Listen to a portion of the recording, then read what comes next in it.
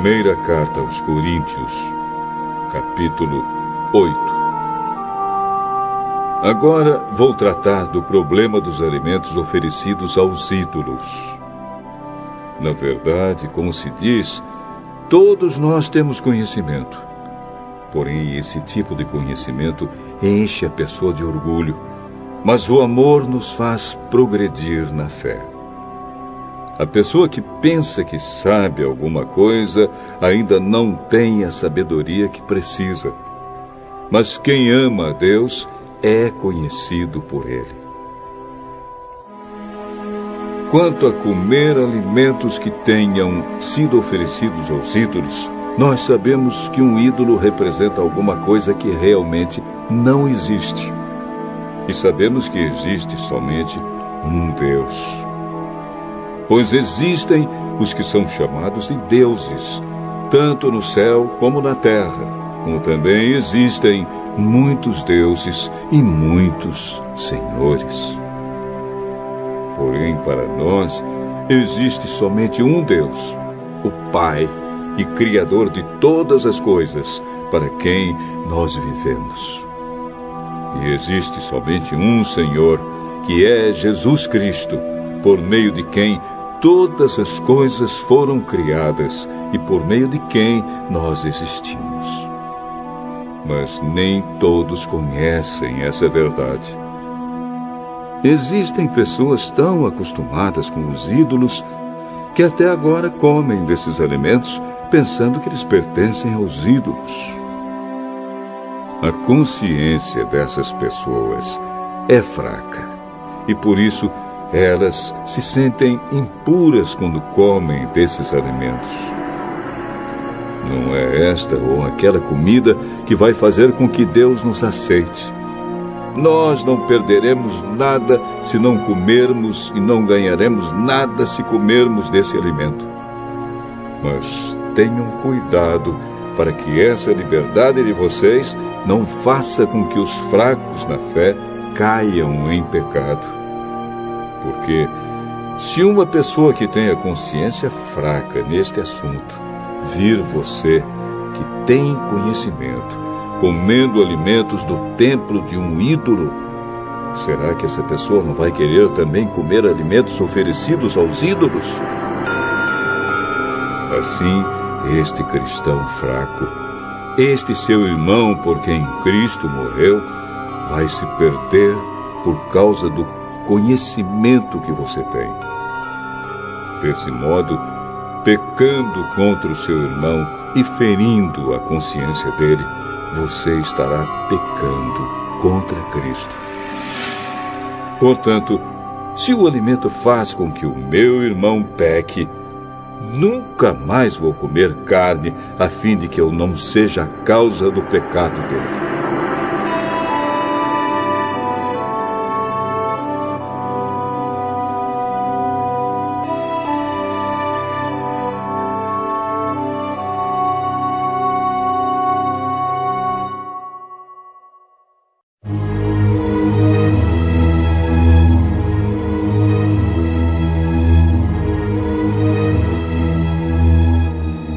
Primeiro livro dos Reis, capítulo 22. Durante os 2 anos seguintes, houve paz entre Israel e a Síria. Mas no 3º ano, Josafá, rei de Judá, foi visitar o rei Acabe de Israel. Acabe perguntou aos seus oficiais: por que é que nós não fizemos nada para tomar de volta do rei da Síria a cidade de Ramote-Gileade? Vocês sabem que aquela cidade é nossa. Então ele perguntou ao rei Josafá: você vai comigo atacar Ramote? Quando você estiver pronto para a batalha, eu também estarei. E assim também os meus soldados e a minha cavalaria. Mas primeiro, vamos consultar a Deus, o Senhor. Aí Acabe mandou chamar os profetas, que eram uns 400, e perguntou: devo atacar a cidade de Ramote ou não? Ataque, pois Deus lhe dará a vitória. Mas Josafá perguntou: Não existe aqui mais nenhum profeta para nós consultarmos o Senhor por meio dele? Existe outro, que se chama Micaías, filho de Imla. Mas eu tenho ódio dele, porque nunca profetiza para mim o que é bom, mas só o que é ruim. Ah, não fale desse jeito. Então Acabe chamou um oficial e mandou que ele fosse imediatamente buscar Micaías. Os dois reis, usando as suas roupas reais, estavam sentados nos seus tronos, numa praça que ficava perto da entrada do portão de Samaria. E todos os profetas estavam profetizando em frente deles. Um dos profetas, chamado Zedequias, filho de Quenaana, fez uns chifres de ferro e disse a Acabe: O que o Senhor Deus está dizendo é isto: com estes chifres, o Senhor lutará contra os sírios e os derrotará completamente. E todos os profetas profetizaram a mesma coisa. Eles diziam: Marche contra a cidade de Ramote, que o Senhor, ó rei, vencerá. O Senhor Deus lhe dará a vitória. Enquanto isso, o oficial que tinha ido buscar Micaías disse a ele: Todos os outros profetas profetizaram que o rei terá sucesso. É melhor que você faça o mesmo. Juro pelo Senhor, o Deus vivo, que eu falarei o que Ele mesmo mandar. Quando Micaías chegou ao lugar onde estava o rei Acabe, este perguntou: Micaías, o rei Josafá e eu devemos atacar a cidade de Ramote ou não? Ataque, pois o Senhor, ó rei, vencerá. O Senhor Deus lhe dará a vitória. Quando você falar comigo em nome do Senhor Deus, diga a verdade. Quantas vezes preciso dizer isso? Vejo o exército de Israel espalhado pelos morros como ovelhas sem pastor. E o Senhor Deus diz: estes homens não têm chefe. Que eles voltem para casa em paz. Eu não disse que para mim ele nunca profetiza coisas boas. Ele sempre diz alguma coisa ruim. Agora, escute o que o Senhor Deus está dizendo. Eu vi o Senhor sentado no seu trono no céu, com todos os seus anjos à sua direita e à sua esquerda. Ele perguntou: quem enganará Acabe para que ele vá a Ramote e seja morto lá? Alguns anjos disseram uma coisa e outros disseram outra, até que um espírito se apresentou e disse: eu enganarei Acabe. E Deus perguntou: como? E o espírito respondeu: eu irei e farei com que todos os profetas de Acabe digam mentiras. Então Deus ordenou: vá e engane Acabe. Você conseguirá. E Micaías terminou, dizendo a Acabe: o senhor está vendo agora que Deus fez com que todos estes seus profetas mentissem. Mas ele resolveu que vai acontecer uma desgraça com o Senhor, ó rei. Então o profeta Zedequias chegou perto de Micaías, deu um tapa na cara dele e perguntou: Quando foi que o Espírito do Senhor saiu de mim e falou com você? Você descobrirá isso quando entrar em algum quarto dos fundos tentando se esconder. Aí o rei Acabe deu a seguinte ordem a um dos seus oficiais: Prenda Micaías e o leve a Amon, o governador da cidade, e ao príncipe Joás. Diga a eles que o joguem na cadeia e o ponham a pão e água, até que eu volte são e salvo. Se o senhor, ó rei, voltar em paz, então, de fato, o Senhor Deus não falou por meio de mim. Todos aqui, deem atenção àquilo que eu profetizei. Assim, o rei Acabe de Israel e o rei Josafá de Judá foram atacar a cidade de Ramote-Gileade. Acabe disse a Josafá: Quando formos entrar na batalha, eu vou me disfarçar. Mas você use as suas roupas de rei. E assim o rei de Israel entrou disfarçado na batalha. O rei da Síria havia mandado que os 32 capitães dos seus carros de guerra não atacassem ninguém, a não ser o rei de Israel. Por isso, quando viram o rei Josafá, pensaram que ele era o rei de Israel e foram atacá-lo. Mas Josafá gritou, e aí eles viram que aquele não era o rei de Israel e pararam de atacá-lo. No entanto, um soldado sírio atirou uma flecha que por acaso atingiu o rei Acabe entre as juntas da sua armadura. Então ele gritou para o condutor do seu carro: Fui ferido. Dê a volta e me leve para fora da batalha. Enquanto a batalha ficava cada vez mais forte, seguraram o rei Acabe de pé no seu carro de guerra, de frente para os sírios. O sangue dele escorria do seu ferimento para o fundo do carro. E à tarde, ele morreu.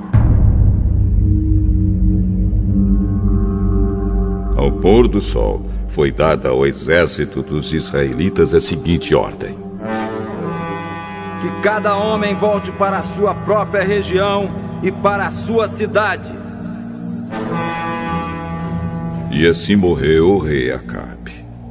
O seu corpo foi levado para Samaria e sepultado. E, quando lavaram o carro dele na represa de Samaria, os cachorros lamberam seu sangue e as prostitutas se lavaram naquela água, como o Senhor Deus tinha dito que ia acontecer. Todas as outras coisas que o rei Acabe fez, e também uma descrição do seu palácio enfeitado de marfim, e todas as cidades que ele construiu, tudo isso está escrito na história dos reis de Israel. Quando Acabe morreu, o seu filho Acasias ficou no lugar dele como rei. No 4º ano do reinado de Acabe em Israel, Josafá, filho de Asa, se tornou rei de Judá com a idade de 35 anos. Ele governou em Jerusalém 25 anos. A sua mãe se chamava Azuba e era filha de Sili. Como Asa, o seu pai, havia feito antes dele, Josafá fez o que o Senhor Deus considerava certo. Mas os lugares pagãos de adoração não foram destruídos, e neles o povo continuou a oferecer sacrifícios e a queimar incenso. Josafá viveu em paz com o rei de Israel. Todas as outras coisas que Josafá fez, Toda a sua coragem e as suas batalhas estão escritas na história dos reis de Judá. Ele acabou com todos os prostitutos e prostitutas que serviam nos altares pagãos que ainda haviam ficado desde o tempo de Asa, o seu pai. O país de Edom não tinha rei e era governado por um governador nomeado pelo rei de Judá. O rei Josafá construiu grandes navios para navegarem até a terra de Ofir e trazerem ouro. Mas eles se quebraram em Ezion-Geber e nunca chegaram a navegar. Então Acasias, filho de Acabe, ofereceu os seus marinheiros para viajarem junto com os marinheiros de Josafá. Mas ele não quis. Josafá morreu e foi sepultado nos túmulos dos reis, na cidade de Davi, e o seu filho Jeorão ficou no lugar dele como rei. No ano 17 do reinado de Josafá em Judá, Acasias, filho de Acabe, se tornou rei de Israel e governou 2 anos em Samaria. Ele pecou contra Deus, seguindo o mau exemplo do seu pai Acabe, da sua mãe Jezabel e do rei Jeroboão, que havia feito o povo de Israel pecar. Acasias adorou e serviu o deus Baal, e como seu pai havia feito antes dele, fez com que o Senhor, o Deus de Israel, ficasse irado.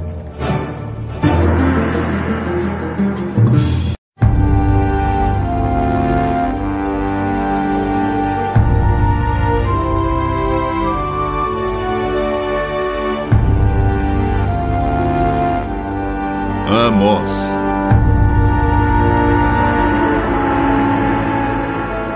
Capítulo 6.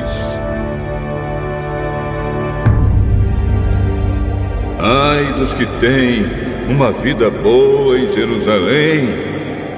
Ai de vocês que vivem sossegados em Samaria! Vocês que são as autoridades desse grande país de Israel!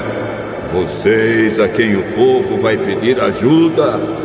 Vocês dizem ao povo: vão olhar a cidade de Calné e depois vão até a grande cidade de Amate e dali chegam até a cidade de Gate na terra dos filisteus. Por acaso aqueles povos são mais ricos do que nós ou seus países maiores do que o nosso? Vocês não querem acreditar que o dia do castigo esteja perto. Mas o que vocês estão fazendo vai apressar a chegada de um tempo de violência. Ai de vocês que gostam de banquetes em que se deitam em sofás luxuosos e comem carne de ovelhas e de bezerros gordos. Vocês fazem músicas como fez o rei Davi e gostam de cantá-las com acompanhamento de harpas. Bebem vinho em taças enormes, usam os perfumes mais caros, mas não se importam com a desgraça do país. Portanto, vocês serão os primeiros a serem levados como prisioneiros para fora do país, e não haverá mais banquetes alegres. O Senhor, o Todo-Poderoso, jurou assim: eu vou entregar a cidade de Samaria nas mãos do inimigo e levará embora tudo o que encontrar. Pois eu odeio o orgulho do povo de Israel, detesto seus palácios. E vai acontecer que, se houver 10 pessoas numa casa, todas morrerão. E quando alguém chegar para tirar da casa o corpo do seu parente e queimá-lo, perguntará a quem ainda estiver vivo lá dentro: tem mais gente aí? O outro responderá: não, não tem não. Então o primeiro dirá: cale a boca, não devemos nem dizer o nome do Senhor. Pois o Senhor vai dar uma ordem, e todas as casas, as grandes e as pequenas, serão destruídas. Por acaso podem os cavalos galopar sobre as rochas? Ou será que os bois podem puxar o arado no mar? Claro que não. Mas vocês fazem a honestidade virar veneno e a justiça virar injustiça. Vocês se orgulham de terem derrotado a cidade de Lodebar e se gabam dizendo: pela nossa própria força conquistamos Canaim.